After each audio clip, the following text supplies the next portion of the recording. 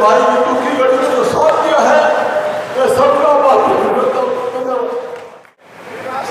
ये लड़ाई सिर्फ एक समाज की नहीं है साथियों, ये लड़ाई पूरे सर्व समाज की है। आज हम यहाँ जो इकट्ठा हुए हैं, वो बार बार एक सवाल आता है। इससे पहले जो यहाँ 3 पंचायतें और हुई, तब एक सवाल जरूर आया, किसी के प्रति नहीं बोलेंगे, किसी पार्टी के प्रति, व्यक्ति के प्रति नहीं बोलेंगे, नहीं बोलेंगे। लेकिन जो ये धड़े बटे हुए हैं आपस में, इनके खिलाफ तो बोलना पड़ेगा ना। कौन करवा रहा है? 2 बार का विधायक बना हुआ चौधरी धर्म सिंह छोकर, और उस पे कर्मचारी हमला करे, और हमला नहीं, उसको गिराए, उसके कपड़े फाड़े, उसका हाथ तोड़े, तो ये सहन करने लायक तो नहीं है। और ये सीधा सीधा सिरे जाता है भाजपा सरकार को। और इसमें भी मान लो विधायक जी तो, धर्म सिंह छोकर जी तो कहते हैं कांग्रेस के हैं, चैंपियन जी तो कांग्रेस के नहीं है, बढ़ाना जी तो कांग्रेस के नहीं है, और मतलब अलग अलग जिन जिन के ऊपर ये हमले हुए हैं वो तो कांग्रेस के नहीं है ना। ये सिर्फ टारगेट किया जा रहा है साथियों, इसको समझने की जरूरत है।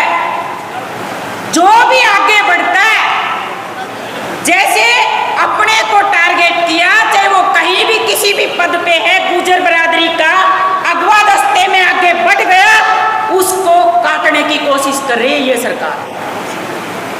सीधा तौर पे मैं ये दर्ज करवाना चाहती हूँ। और वो लोग समझ नहीं रहे। वो क्यों नहीं समझ रहे?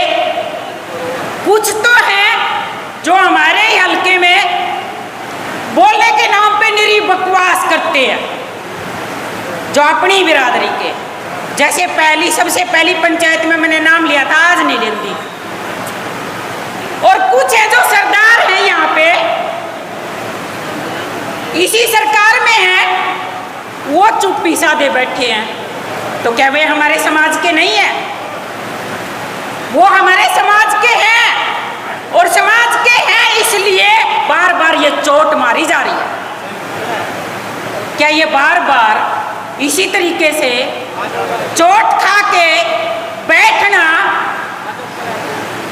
अच्छी बात नहीं। इसी तरह से मैं पार्टी के नाम पे दर्ज करवाना चाहूंगी कांग्रेस का। 37 विधायक हैं पूरे हरियाणा में कांग्रेस के। जब फिर नाम आ जाए, तभी नाम लिए बिना कुकर कहूं। जब मीडिया वाले भाइयों ने पूछा, उड्डा जीता है, बोले यो मतलब ईडी वाले ने क्या किया? बोले गलती करी है तो मतलब वो तो मिलेगी सजा तो। लेकिन उसके जीभ पे बर्फ जामगी, बर्फ आवाज सूंघगी को कुछ के होगा बेरानी। या को ना कहीं लत्ते पाड़ने गलत है, गिराना गलत है, घसीटना गलत है, हाथ तोड़ना गलत है, इसका विरोध है कांग्रेस पार्टी का। या को ना कहीं, क्यों ना कहीं भाई,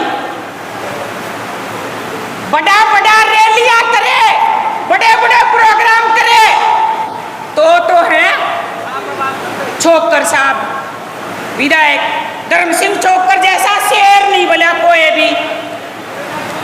और जब बारी आवा बोलन की, तो वो सबसे पहला आदमी भी और वो पूरे 37 विधायक भी एकदम चुप्पी साधे बैठे। एक भी अक्सर कहीं भी उन्होंने बोला नहीं, कहीं भी दर्ज कराया नहीं। क्यों नहीं बोला? अगर मैं आपका हिस्सा हूं, इस टीम का हिस्सा हूं, और मेरे साथ कोई हादसा हो जाए तो बोलना चाहिए, ये फर्ज बनता है। वो सिर्फ बिरादरी की बात नहीं है।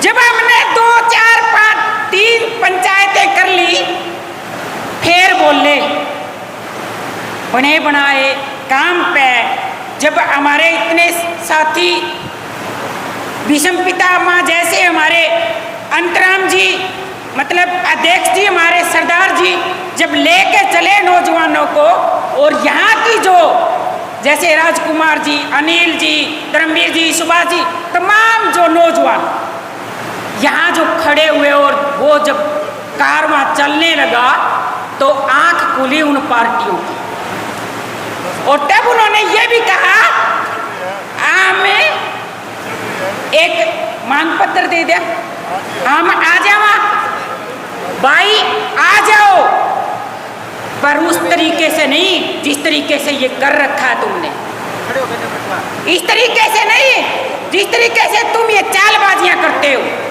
निष्पक्ष भाव से आना है, मोस्ट वेलकम। हमारा जो हमारे विधायक के साथ जो गुस्ताखी की है उसके खिलाफ आना है, मोस्ट वेलकम। और नुए भाषण देकर जाना है तो भाई थारे घरा रहो, जरूरत ना किसी की।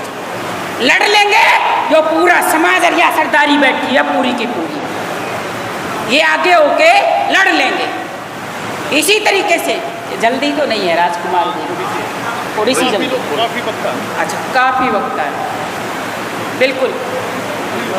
मतलब पर मेरे पास ही जब राजकुमार जी आ जाए तो मुझे ये लगने लगता है कि थोड़ा टाइम कम है, तो इसलिए मैं ये कहना चाहती हूँ कि अलग अलग बंटवारे में बटे रहे, तो चाहे राज में है आपा और चाहे राज ते बाहर है आपा, सीधा सीधा ये है कि वो बख्शने वाले नहीं हैं। इसलिए समाज को भी, सर्व समाज को भी, और ये अकेली गुर्जर जाति पे नहीं हमला, जो भी आगे बढ़ता है किसी भी जाति का है उसी पे हमला है। सीधी सीधी लड़ाई अपनी उस शासन के, उस सरकार के खिलाफ है कि ऐसा होने पर वो एक भी पॉइंट बोल क्यों नहीं रही। तो इसीलिए बहुत ज़्यादा मैं उनको परेशान नहीं करना चाहती। बहुत बाहर से, दूर दूर से मेरे से बहुत बड़े सरदार जी आए हुए हैं अलग अलग जिलों से, तो वो बोलेंगे।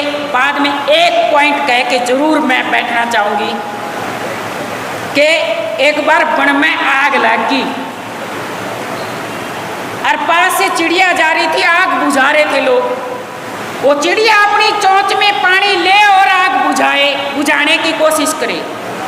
साइड में कौवा खड़ा खड़ा हंस रहा कि आपके इतने से पानी में ये आग बुझने वाली नहीं है। चिड़िया ने एक जगाने वाला जवाब दिया कि मैं जानती हूँ कि बुझने वाला नहीं है, लेकिन जब इतिहास में नाम दर्ज होगा तो तेरा नाम लिखा जाएगा कि तू दूर खड़ा खड़ा हंस रहा था, बकवास कर रहा था, और मेरा नाम होगा कि बुझाने वालों में मैं शामिल थी। ये एक संदेश है साथियों, अपने आप को बुझाने के लिए हर साथी, हर नौजवान, हर बुजुर्ग, हर महिला, हर नौजवान, हर बच्चा देश के कोने कोने से आ जाए तो ये सबक लेके जाए कि आने वाले टाइम में और ज़्यादा मजबूत लड़ाई करने की ज़रूरत है, और ज़्यादा इकट्ठा होने की ज़रूरत है। इसी तरीके से जो कहते हैं ना, देख लिया और देखेंगे, वो बहुत सारे नारे हैं, लेकिन राजकुमार जी मजबूर हैं। नारा तो इंकलाब जी, इंकलाब जिंदाबाद, जिंदाबाद जिंदाबाद। आवाज दो। हम एक हैं कहने में